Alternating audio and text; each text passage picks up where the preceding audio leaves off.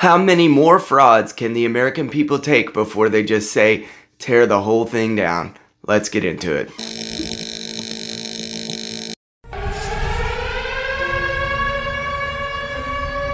My name is Casey, and I am a Midwestern midwit who likes to complain about things on the internet. But before that, I have been a husband, a therapist, a father of 4, and a conservative man for more than a decade. And I appreciate very deeply the opportunity that has been afforded us by people like Elon Musk in exposing some of the frauds that have been going on. But more importantly, and most recently, Nick Shirley has done some of that work for us.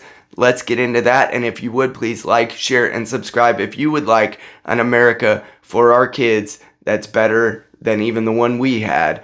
Let's get into it. State of Minnesota website. You work here and you don't know? I don't know. I was there before. I don't know what's going on. Were there any kids when you worked here? He's there. Kids there. What's How up? many? I don't know. You don't know? Yeah. You worked here. Okay, well then you're not of any help. Can I put my son in a daycare here? No, I don't know. Can I speak to someone? No, I don't know. No? Yeah, I would like to see if I can put my son Joey here. Who's your son, Joey? My son Joey. Can I check out daycare center? No! You're a liar. I'm the owner. Do you put your kid here in this daycare?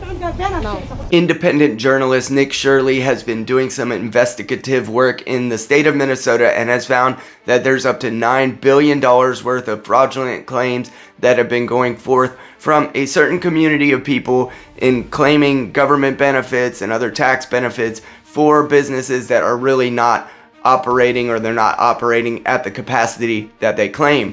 And this happens to be from the Somali community, but Governor Tim Walz says that if you point out that it's one particular group of people that are committing the fraud, that makes you a racist. And this type of reporting, psychologically, that's my background, is in psychology, when you persistently put a group of people in a group like white men, for instance, and you tell them that they can't advocate for their own interests, but yet every other community has the license and liberty to do so, you will cloister them off and make them more resilient against external pressures, less willing to take in objective information if it differs from what their worldview is. And really, if the liberal world order wants to remain in the same type of institutional power that they have right now, they must admit when they're wrong. And in the cases like these, where there's billions of dollars of obvious issues going on, even if the fraud is 1/10 of what it's claimed to be at this time, that's still a persistent and difficult issue that we must, as an American populace, recognize and make corrections to fix. So it isn't necessarily that we're being prejudicial against one certain type of community. However, when the pattern emerges, we must work to fix it. And if there are people that have come into our country and are committing fraud against us, it is there is nothing racist about wanting that to go away. And this is what I struggle with most surrounding this issue, is how do we get to a place where we can again trust the institutions that are operating under our noses and at our great expense, like the 3-letter agencies, like, so many of these systems, all the things that were uncovered when USAID was being exposed. We are at a place where I just as an average American citizen who's concerned for my kids, I don't know how we can regain institutional trust. Of course, those institutions may never deserve our trust again. Is it time to just wipe the slate clean and see if we can start over from brass tacks zero? Let the churches and other non-governmental organizations handle some of the needs for charity and other things like that, and just move along from the government giving so much of our money to people who are obviously using it against us. Now, this is Ilhan Omar, okay, and she serves in Minnesota, and this is a clip of apparently their former Somalian prime minister saying some wild stuff. He says the interests of Elon are not Elon's. It's not the interest of Minnesota. Nor is it the interest of the American people. That's literally should be her interest, is the American people. It's the interest, that of the Somalians and Somalia. This is a current sitting government official, okay, who, by the way, her net worth went up to $30 million since she's been in her position.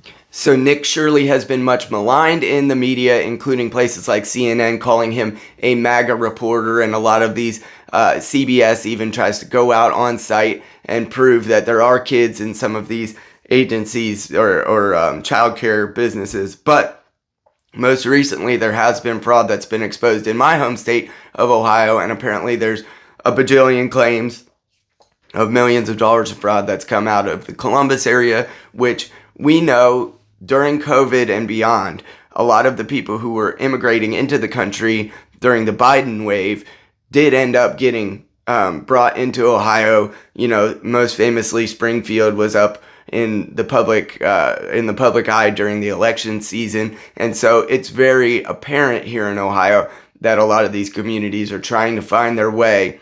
And while I, as a believer in Christ, welcome people that are different from me, and here's my premise for trustworthiness is come to Christ. If you want to, then all things aside, there would be a standard for how you operate and what's moral and ethical and what your guideposts are for how you operate within a society if you all believe in the same religion. And while I don't think that Islam is the solution, which many Somalis probably bring with them, I do think that Christianity offers the guide rails, the guideposts that have been prevalent in U.S. society for a great many years. And so it's been tested. It's been shown to have great success in the way that we got to a place where these institutions were so large in the first place. Not that I want that, but Christianity was the way that we operated that allowed the framework for the successes of our society.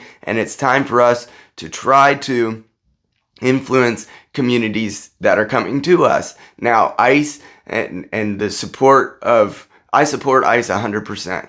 Well, almost without question. There's always exceptions. However, if you are going to legally immigrate to our society, part of what it means to assimilate is to take on the guardrails that we've had from the beginning.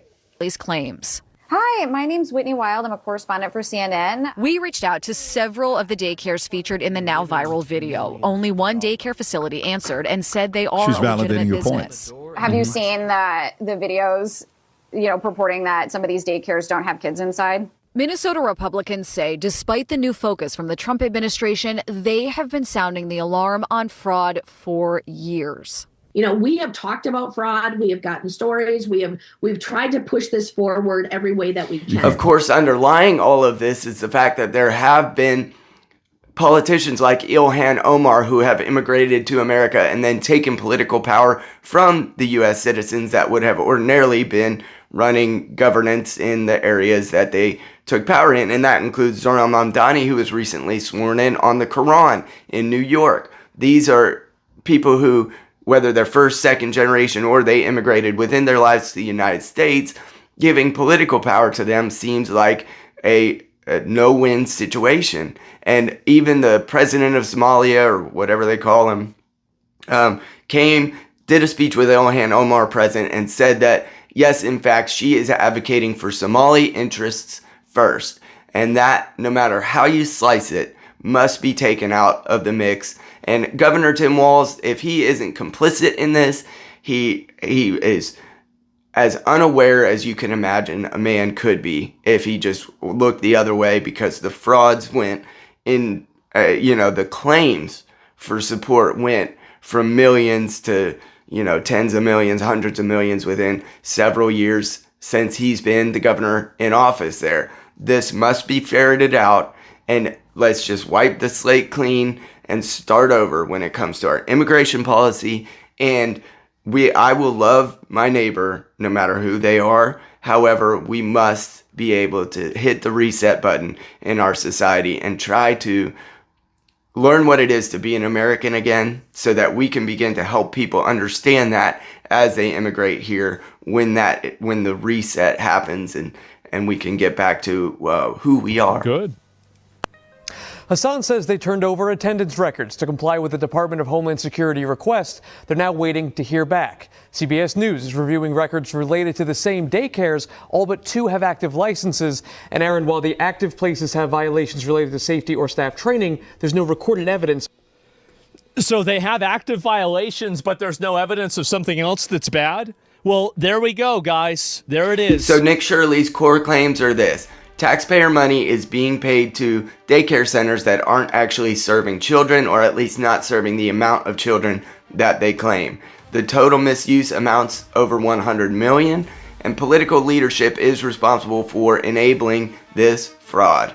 These daycare centers are cases are symptomatic of a broader systemic fraud in Minnesota's social services, which has been widely reported recently. These claims are being circulated in as viral content, and public statements reporting indicates ongoing government scrutiny and mixed evidence. So here it is.